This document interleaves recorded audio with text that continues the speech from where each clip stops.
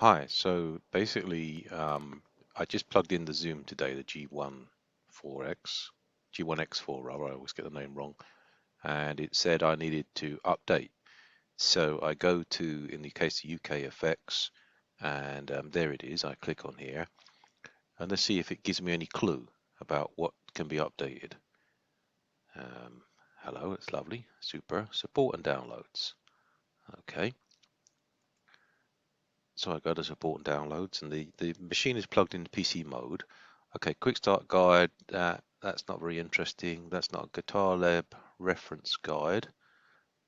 Sorry, yeah, Guitar Lab Windows, but that says Guitar Lab 5, Guitar Lab 5, and if I look at what I've got already, it says I've already got Guitar Lab 6, and apparently there's a 6.1 available, which is a bit crazy because if there is an update, where the hell is it? Yeah, and this is what I always find really annoying about this pedal.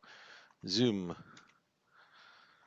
Guitar Lab 6.1. So let's see if we can find it by looking directly. Here we are. So Zoom Corp update. We go there, and it says hello. Software update. Great, that's what I want. How do I get it? Where's the stupid? Zoom has been released to correct the following issue. Parameter data is sometimes not displayed. Download it for Windows. Yes, that's what I want, 37 megabytes. So that might take a little while. I'm on a link in my garage, which isn't super fast, but it's coming down okay.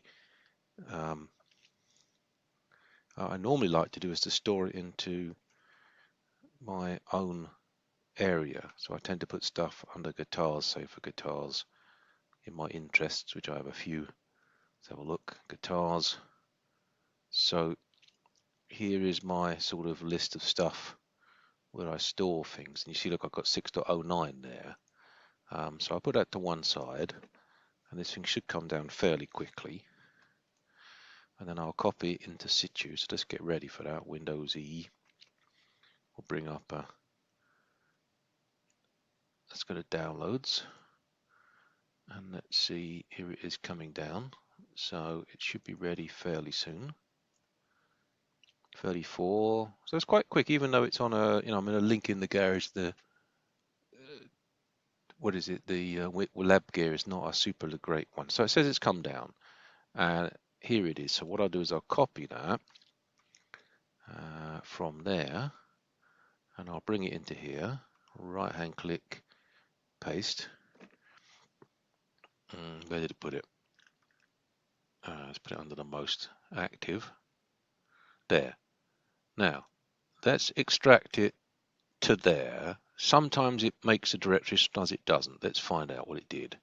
So that should put it in 6.1 something. Need to refresh. F5. Put it by name. There. And indeed it put it as a, so now this is a bit annoying. It doesn't always do that. So I come back here, I single click that. I rename it A. I go into A. Come on. I grab that, single click, Windows Control X, move up one, Control V, or paste, will do the same thing. Click on the A, push the delete key. It's gone. Now it should be in there. And here we have the setup and the history. So let's set it up. Oh, I better actually shut down. So it's one of the problems I think I was saying about the hoops you have to jump through. So at the moment I have the Guitar Lab actually started. So let's find it here. So the first thing I should do is to kill it off. Otherwise it tends to say, hey, it's already there. So somewhere it's come up with a, would you like to install? So, okay, I get a choice of United States, that will do. Next, next, I accept, install, and it should install it to the right place. But now it's put it into some sort of combined Japanese, but that's fine. That's their publisher name. It's their real name, how to spell it. I have no problem with that. Boom, boom, boom, boom. So it should load the software up.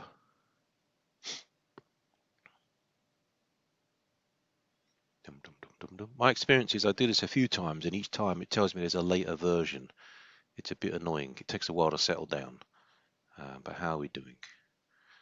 Bum, bum, bum, bum, bum, bum, bum. So it's just coming through. Like I say, I've been playing with this install launcher. Okay, finish. So it should launch it. So what I'll do is I'll minimize that. I'll move that to one side and I'll bring this to the screen. Here it is. No device found.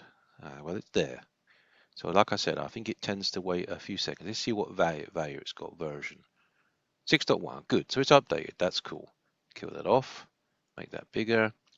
So what I'm going to do is I'm going to unplug the Zoom. Plug it in. If I can. There. And it takes about 15 seconds on this machine to wake up. So G1.4X version 2 firmware. So that means, and I think it cuts the order out at that point.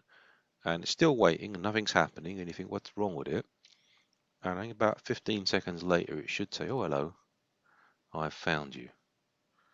And this is what I find a little bit frustrating with the Zoom. It may well be my computer. No, it's still not found it. It's around a bit because sometimes just moving to the editor can be enough for it. Device found. Here's all the lovely news. Oh, there is new news. No, that's old news. Look, 2016. Still not found the device. So this is the sort of frustrating. Now it's found it. God knows why. But I'm very grateful. Oh, and then it crashed. Why did it crash? So that's really handy, isn't it? I found the device, I crashed. Let's try it again. So it was working with the older version. The newer version isn't working at the moment. The good news is we've got the older version should we want to reinstall it.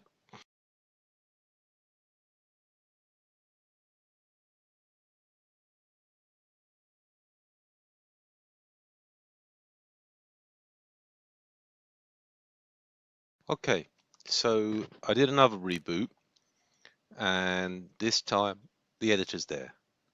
So just to be certain, let's check what version we've got. 6.1. whatever. So to recap, this is the sort of thing I mean by jumping through hoops with Zoom. It's a nice product, but if you want to find the actual update, you don't look in the support forum for your country, or at least not necessarily, not in the UK. You look on the internet. And I think that's really pointless because if it's a product, you want to group it, even a link from the support that takes you to it without having to search for it. But it's just really the pain point I find with it. As I said, I found that there's a couple of most of these initial things like the Zeppelin. Let's just turn this up a little bit. There's a bit of noise because the interface introduces quite a bit of noise if it's running off USB. It's not so bad on battery power, so you can hear that sort of wee in the background. Yeah, but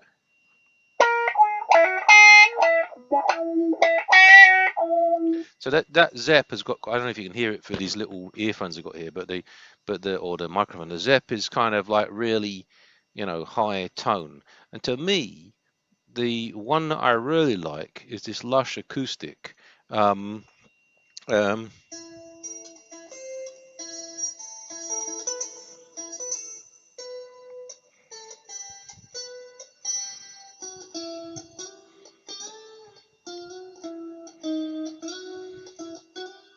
so that's quite nice. Again, I don't know if that will come out properly through these earphones. The pad guitar is quite nice. It's a decent effect.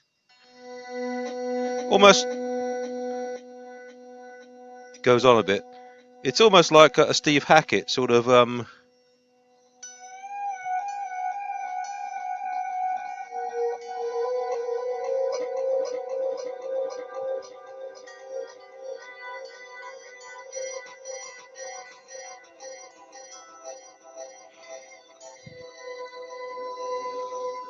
So that's quite an interesting effect. But for the most part, it's turn that volume down. For the most part, it's not that useful. The thing I'll be doing is looking at, I need a slow attack, I need a comp, and this Corona Tri, I really like this. I don't know what the effect is. Maybe I'll have to buy a real one. But that seems to be something. So what I'll be doing is saying, okay, what's in the Lush acoustic? It's an acoustic simulator, a stereo chorus, a rack comp, a ZNR plate. So of the effects, I really don't want to get rid of those. But with 100% memory, a lot of these will probably, I mean, a New York muff, yeah, that's okay if you like distorted guitar or the effect. I don't.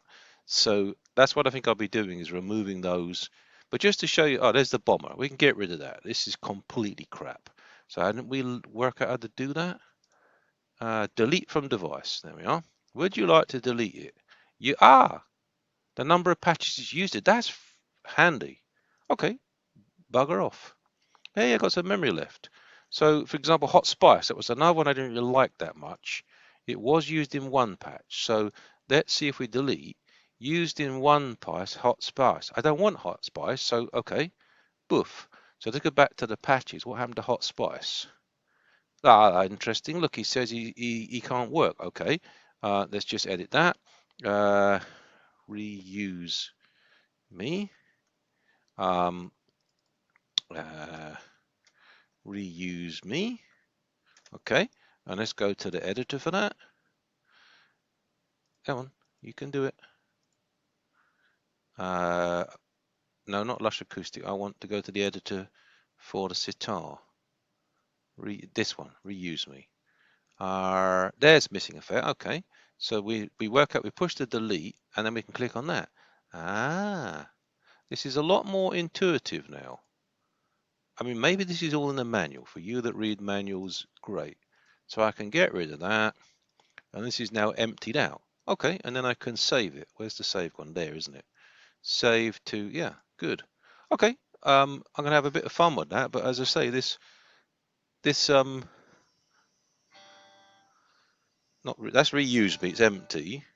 So live again, pad guitar. Ah, see, look, as I move this, it actually moves it. So that pad guitar is kind of useful, though the attack is quite slow. So maybe I could look at the time and play with that.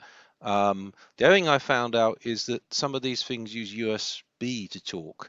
So what I've been doing is trying to see if I can find it via MIDI aux, not enough memory. Okay, so because it's in use, it doesn't like it. So you see, I was trying to look at the Zoom G device. Where is it? Option MIDI devices. I was trying to look at the Zoom G, and there it is there, but it won't let me load it at the minute because it's in use. Oh no, maybe it does. No, it's going to crash. So what I want to do is to put some sort of sniffers onto this and see if I can get to see what the hell it's sending via MIDI or USB or whatever. Close the browser. When you close MIDI aux like this, it will crash, and until you reboot your computer, it won't work again properly. But I'm going to try and look at the data flow, because I feel an embedded processor coming on to expand the number of controls if possible. But anyway, I'll edit this together. Thanks for watching, and this is how I updated it to a later version. I don't know if it's any better, but I did say that I would at least show you how much trouble I get trying to upgrade this thing, and hopefully you'll have a better experience.